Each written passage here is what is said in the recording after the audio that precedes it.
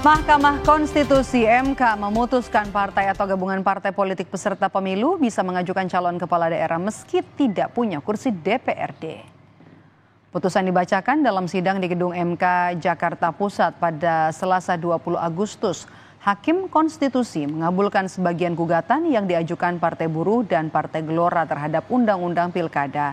Dalam pertimbangannya, MK menyatakan pasal 40 ayat 3 Undang-Undang Pilkada inkonstitusional. Maka dengan demikian, MK mengabulkan sebagian gugatan yakni dengan memutuskan ambang batas pencalonan kepala daerah tidak lagi sebesar 25% gabungan perolehan suara partai politik maupun koalisi parpol dari hasil pileg DPRD. Kini ambang batas pencalonan kepala daerah partai politik disamakan dengan pencalonan kepala daerah jalur independen sebagaimana diatur dalam pasal 42 dan 42 Undang-Undang Pilkada. Partai politik atau gabungan partai politik peserta pemilu dapat mendaftarkan pasangan calon jika telah memenuhi persyaratan sebagai berikut. Untuk mengusulkan calon gubernur dan calon wakil gubernur, A. Provinsi dengan jumlah penduduk yang termuat pada daftar pemilih tetap sampai dengan 2 juta jiwa, partai politik atau gabungan partai politik peserta pemilu harus memperoleh suara sah paling sedikit 10% di provinsi tersebut. B. Provinsi dengan jumlah penduduk yang termuat pada daftar pemilih tetap lebih dari 2 juta jiwa sampai dengan 6 juta jiwa, partai politik atau gabungan partai politik peserta pemilu harus memperoleh suara sah paling sedikit 8,5% di provinsi tersebut. C. Provinsi dengan jumlah penduduk yang termuat pada daftar pemilih tetap lebih dari 6 juta jiwa sampai dengan 12 juta jiwa, partai politik atau gabungan partai politik peserta pemilu harus memperoleh suara sah paling sedikit 7,5% di provinsi tersebut.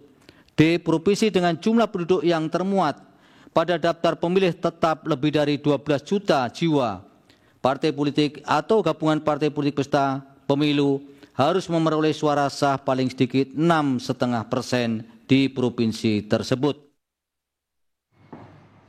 Partai Buruh sebagai salah satu pemohon menyambut baik putusan Mahkamah Konstitusi soal syarat pencalonan gubernur.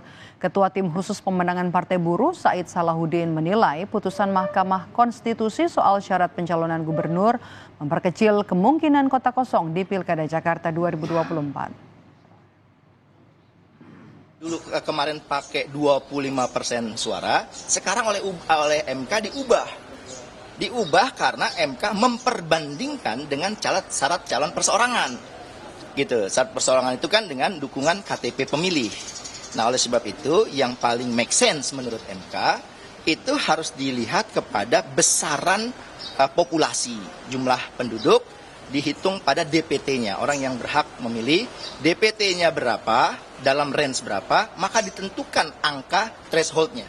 Artinya angka threshold tidak lagi 25% seluruh Indonesia, tapi akan berbeda-beda sesuai dengan besaran jumlah DPT di setiap daerah.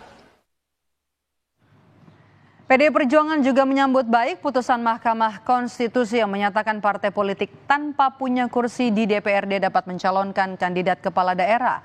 Ketua DPP PDIP Eriko Sotarduga menyebut putusan ini berpotensi membuka jalan PDIP mengusung kandidat sendiri di Pilkada Jakarta.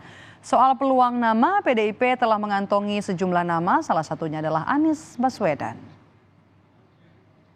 Bahwa kita bisa maju sendiri, betul ya?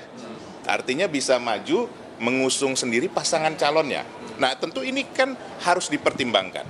Apakah kami mengajukan calon sendiri? Itu sudah pasti kalau itu. Apakah calon gubernurnya, ataukah calon wakil gubernurnya, ataukah kedua-duanya? Nah, ini belum diputuskan. Nah, apakah dalam hal ini, nanti pasti pertanyaan teman-teman nih, apakah Pak Ahok, apakah Pak Anies, apakah siapa lagi?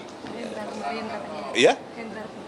Pak Hendra Priyadi. Nah, ini kita harus matangkan.